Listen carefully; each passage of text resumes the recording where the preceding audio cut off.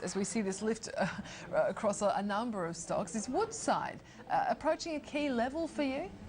Yeah, very important level Woodside's approaching, actually, $36. If we have a look at a one-year chart of Woodside Petroleum, you can see here it's come up against $36 a couple of times in the past 6 months, and it's failed to break through that level both times, and it's traded in a very tight range between $33 and $36 for around almost a year now. And if we look back at these past two peaks we've seen at $36, it's always been around impressive production results.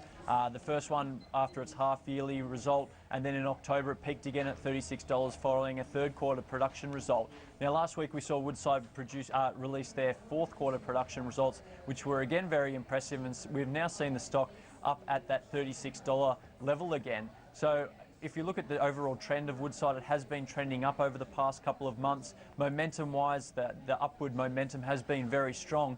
And if we look at momentum indicators such as an RSI, for example, comparing this $36 peak with the previous one, the RSI momentum read is actually at a higher level, indicating even stronger upward momentum at the moment in Woodside's price. So $36 is going to be a very important level, and if $36 can be broken, then we should see further upside potential. And fundamentally, oil prices have been performing very well recently. Over the past couple of months since November, oil prices have bounced back around $15, and Woodside's actually underperformed the oil price, so it's got some way to go. Now, looking at the ASX in general, Woodside's a very important stock within the energy sector. It does make up around 33% of the S&P ASX energy index on the market, so a higher Woodside price will really help the energy sector move higher on the market, and of course the broader market. But Woodside Petroleum has been somewhat overlooked and underperforming recently. If we can break through this $36 level, there's not really any resistance before $38, and then we could see further gains to come after that. Oh, really interesting, Tim. Another stock too, Sundance Resources, in a trading halt. Again, this ongoing takeover story there. What do you think? I mean, are investors going to be disappointed again? Well, it's a little bit hard to tell. I mean, the takeover offer now is to go to a shareholder vote on Friday, and they still haven't received the final notice of credit from Hang Lung, the takeover there. And shareholders, I think they'll just want to see some kind of resolution. It's been a very bumpy ride through this process. The shares again in a trading halt today. Sundance are expecting to receive final notice of Hang Lung's funding sometime. They're due to come out of the trading halt on Thursday, so it would have to be sometime before then.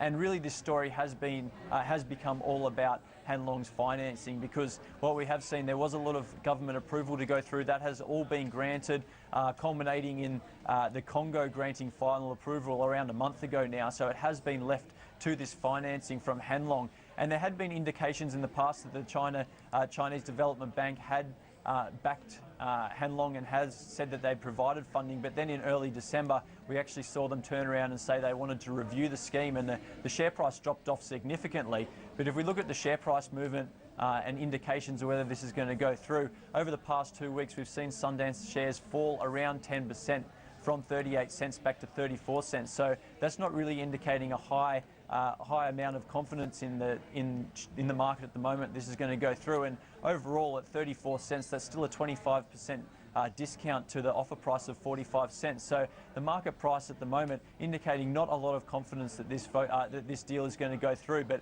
it looks like we're going to get some kind of answer on Friday, because I would suspect if they can't provide the funding and goes to the shareholder vote on Friday, shareholders may well have just had enough of this. Okay, another one to watch, of course, this week. And also, of course, the overall market, such a story there. What is behind this? I mean, is it just this continued theme or acceleration of this theme of people moving out of low-yielding bonds and cash and into the stock market? There's a very strong momentum in the market at the moment. It's another really good day on the market, up 1%, playing a little bit of catch-up there. The past couple of trading days, we've seen the ASX 200 break above that 4,800 level. And in 2013, we've now seen the market move up by 5%. And over the 19 trading days in 2013, only 6 days the market has ended lower.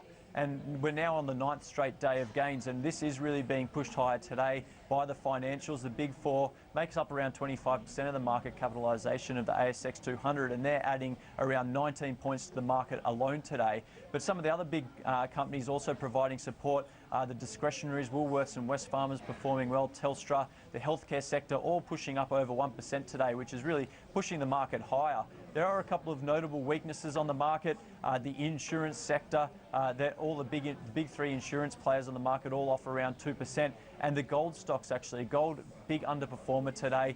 We've seen the gold price pull back around 2% over the past week or so, but if you look at the ASX 200 index, the worst 9 performing stocks on the market today are all mid-cap gold exploration and producers. So a very bad day for the gold mining space, but some better volumes going through the market today, up around 2.5 billion traded so far, and the market looking to hold on to these gains throughout the afternoon, hopefully.